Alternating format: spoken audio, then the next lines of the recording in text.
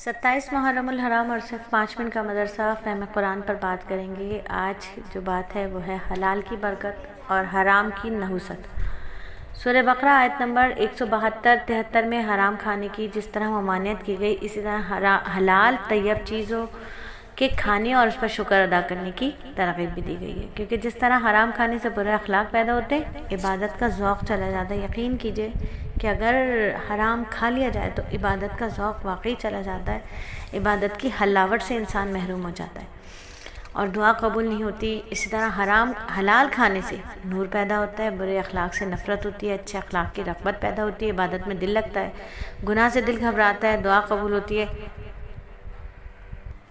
اور جب بات حلال کی برکت کی اور قرآن فہمی کے ساتھ، تو پھر حدیث بھی اسی سے متعلق ہوگی انشاءاللہ تعالیٰ، کہ نبی صلی اللہ علیہ وآلہ وسلم کا ارشاد ہے، حلال کمائی کی کوشش فرائض اسلام کے بعد ایک فرض ہے، یعنی کسب حلال ایک عبادت ہے۔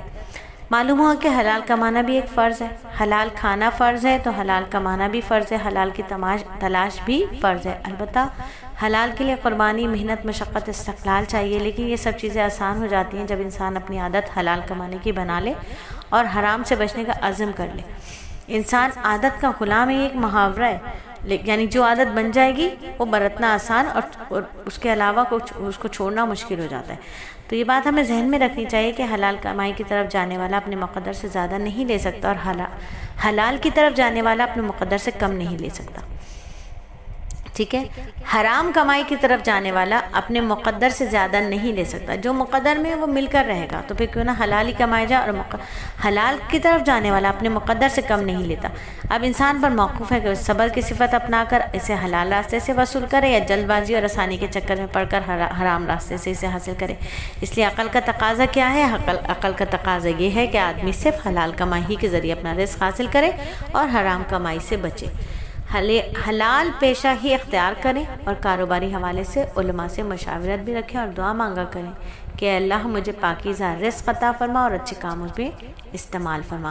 اور اس دعا میں دو چیزیں اللہ سے مانگی گئی، ایک ہے کہ حلال رزق اور اچھی اور نیک مشغولیت، کہ تم خیر کے کاموں میں مشغول رہو ورنہ شیطان تمہیں شر میں مشغول کر دے گا۔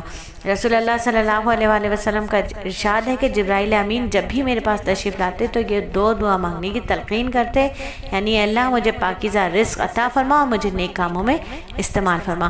اور حلال کمائی کے بہت سارے فوائد ہیں، یہ ہے آج کی نصیحت کہ حلال کمائی سے آدمی کو کمائی میں برکت ہوتی ہے، دعائیں قبول ہوتی ہیں۔ حرام کا ایک لقمہ اپنے منہ کی طرف لے جاتا ہے تو 40 دن تک اس کی دعائیں قبول نہیں ہوتی۔ حلال کمائی کے لیے تقاضا کرنے والے سے اللہ محبت کرتے ہیں، اس کی اللہ کی محبت حاصل ہوتی ہے۔ اللہ تعالیٰ کو یہ بات پسند ہے کہ وہ اپنے بندے کو حلال کی تلاش اور طلب میں تھکا ہوا دیکھیں۔ رسول اللہ صلی اللہ علیہ وآلہ وسلم نے ایسے شخص کے لیے رحم کی دعا مانگی جو پاک مال کماتا ہے۔ اللہ تعالیٰ رزق حلال حاصل کرنے کے لیے دن بھر محنت، مشقت، تکلیف برداشت کرنے والے شخص کی بخشش اور مغفرت فرما دیتے ہیں۔ حلال کمائی کی برکت حاصل ہوتی ہے، یعنی تھوڑے میں اللہ تعالیٰ ضروریات بہت ساری پوری فرما دیتے ہیں، جبکہ حرام میں بے برکتی اور کثرت ہونے کے باوجود بھی ضرورت پوری نہیں ہوتی۔ حلال رزق سے نورانیت حاصل ہوتی ہے، انسان کو اللہ اور اس کے رسول کی اطاعت پر، لوگوں کے ساتھ ہمدردی اور غمخواری پر ابھارتی ہے۔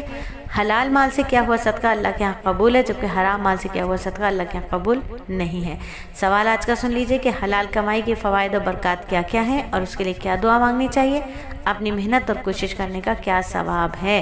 الحمدللہ 5 منٹ کا مدرسہ صرف اور صرف 3 منٹ 50 سیکنڈ میں مکمل ہوا۔